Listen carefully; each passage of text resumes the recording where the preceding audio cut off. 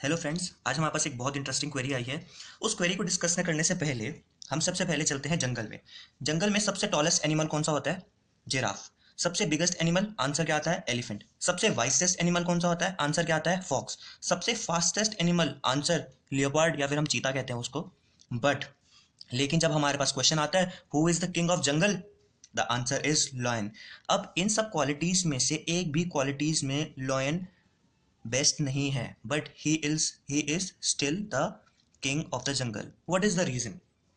Because he has all the qualities mentioned above.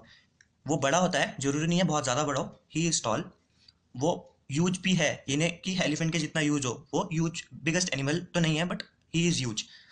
वो wisest भी है और वो फास्टेस्ट भी है when it comes to attacking. यानी कि इसके पास बेस्ट में ये क्वालिटीज नहीं है या एक्सट्रीम में क्वालिटीज नहीं है, but he has some little little amount of these qualities. And plus he has all the qualities, but he has a uniqueness, that is his attack.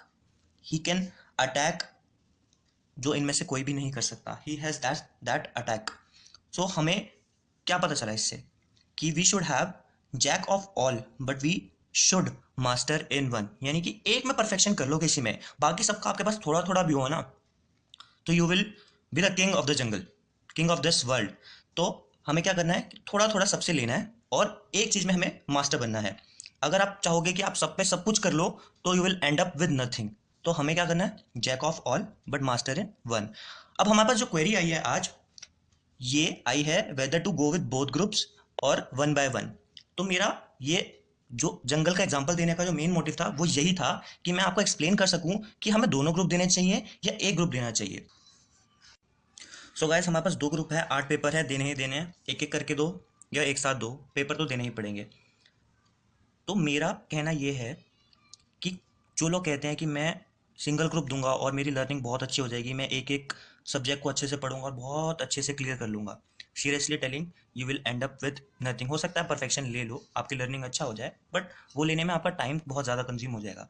अगर मैं बोथ ग्रुप की बात करूँ, सबसे पहली तो चांसेस ऑफ रैंक बहुत ज़्यादा बढ़ जाते हैं। भैया बड़ा सोचोगे बड़ा मिलेगा, तो रैंक आने के चांसेस बहुत ज़्यादा बढ़ जाते हैं। दूसरा है टाइम सेविंग, आपका टाइम बहुत ज़्यादा बचता है। एक एक ग्रुप करके दोगे 2 साल लग जाएंगे, हो सकता है क्लियर ना हो, उससे भी ज़्यादा लग जाए।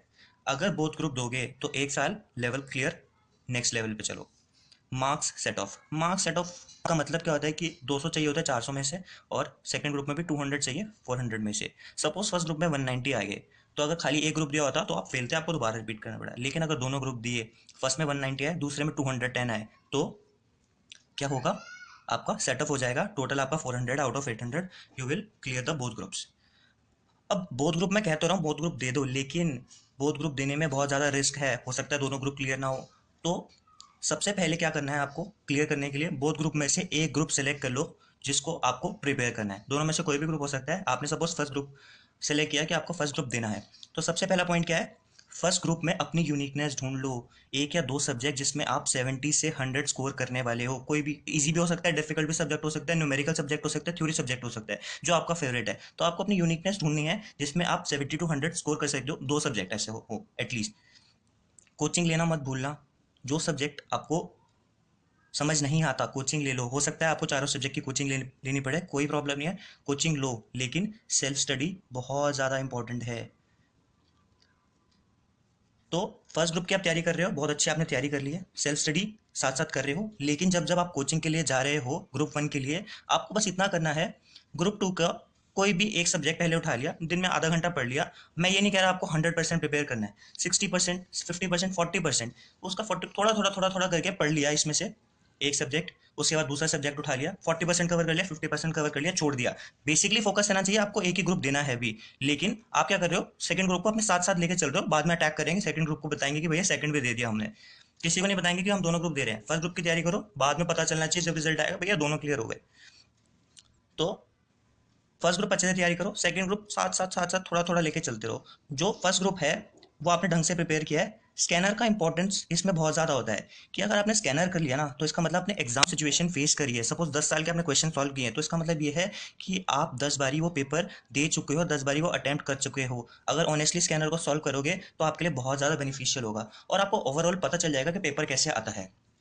और ग्रुप 2 के लिए तो आपके लिए स्कैनर मतलब रामबाण की तरह है, आपको स्कैनर ही पढ़ना है। अगर आपने स्कैनर पढ़ लिया तो आपको ओवरऑल क्लैरिटी आ जाएगी कि पेपर कैसे देना है। अगर आपको ओवरऑल क्लैरिटी आ गई ना सब्जेक्ट के बारे में, तो आप, मैं प्रॉमिस कर रहा हूँ, आप हर एक पेपर 100 मार्क्स का अटेम्प्ट कर सकते हो।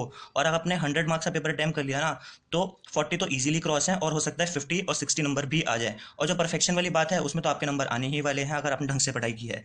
तो decision is yours, be wise and take your decision accordingly कि आपको ए ग्रुप देना है या दो ग्रुप देना है। Thank you so much.